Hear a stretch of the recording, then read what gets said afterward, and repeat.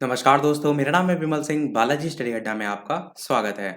आज जो है वो 11 नवंबर 2020 तारीख है। बीटीसी डीएलएड 4 सेमेस्टर के 2020 के पेपर चल रहे हैं और लास्ट ये आपका पेपर है शांति शिक्षा और सतत विकास। इसका सॉल्यूशन देखेंगे। जस्ट इससे पहले वाला इंग्लिश का जो पेपर हुआ था वो हमने सॉल्यूशन देखा। वो साइड में आई बटन में पिछला वाला वीडियो मिल जाएगा और कंप्लीट प्लेलिस्ट वीडियो के डिस्क्रिप्शन और प्लेलिस्ट में मिल जाएगी, जहाँ पर सभी पेपर आप देख सकते हैं। तो चलिए स्टार्ट करते हैं बहुविकल्पी से।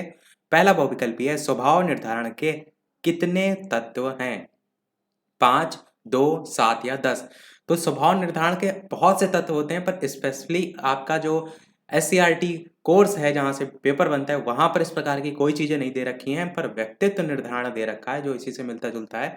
तो वो मैं आपको दिखा देता हूँ, जहाँ पर मैंने व्यक्तित्व जो है उसका निर्धारण बताया था, व्यक्तित्व का विकास और निर्धारण। इसी में सबसे नीचे देखेंगे आप तत्व जो दे रखे हैं कि व्यक्तित्व के निर्धारण में 2 प्रमुख तत्वों का योगदान होता है, एक जैविक कारक, एक वातावरणीय कारक।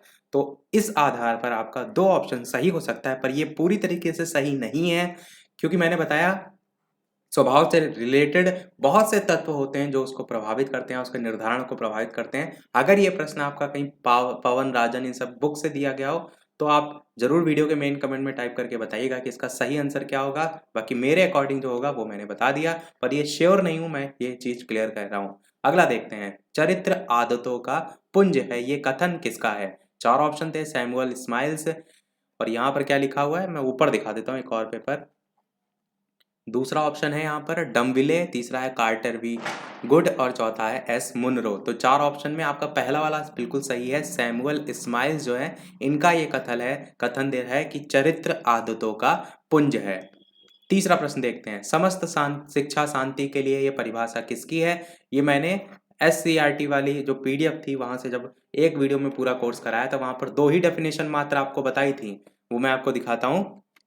तो ये जो है आपका पेज था जिसमें ये मैंने 2 डेफिनेशन बताई थी, एक महात्मा गांधी जी के अनुसार और एक मारिया मोंटेसरी के अनुसार। तो मारिया मोंटेसरी का क्या कहना था? सारी शिक्षा शांति के लिए ही है, ये मैंने आपको बताया था। और सेम एज इट इज यही प्रश्न पूछा गया है कि समस्त शिक्षा शांति के लिए परिभाषा किसकी है? तो मारिया मोंटेसरी आपका बिल्कुल सही हो जाएगा। चौथा प्रश्न है, जीवन में शांति के उपाय हैं तो उचित शिक्षा तंत्र होता है, पाठ्य सहगामी क्रियाएं भी होता है, उचित सामाजिकरण भी होता है। तो उपरोक्त सभी आपका बिल्कुल सही हो जाएगा। अगला और लास्ट बहुविकल्प भी था, तनाव के प्रकार, जैविक तनाव, मनोवैज्ञानिक तनाव, सामाजिक तनाव या उपरोक्त सभी। तो स्पष्ट रूप से आपको समझ में आ रहा है कि तनाव के सभी टाइप्स होते हैं, उस पीडीएफ में भी दिखाने की आवश्यकता नहीं है।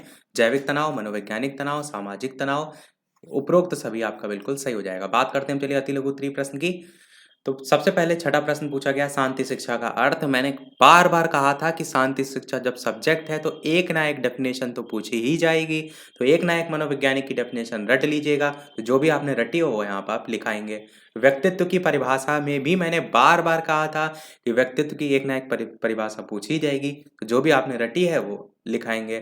भेदभाव को दूर करने के उपाय, बेसिक चीजें आप थ्योरी लिख सकते हैं। अहिंसा से क्या तात्पर्य है आप जानते हैं। सामाजिक तनाव से क्या अभिप्राय है वो भी जानते हैं। नैतिक शिक्षा की कोई एक परिभाषा ये भी मैंने आपको बताई थी।